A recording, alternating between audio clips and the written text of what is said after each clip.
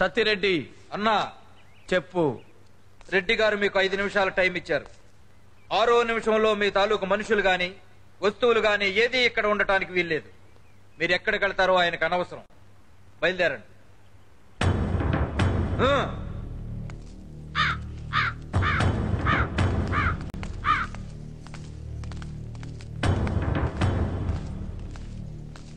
ఆహా, వరద బాధితులు వలస వెళ్తున్నట్లుగా ఎంత ముచ్చటగా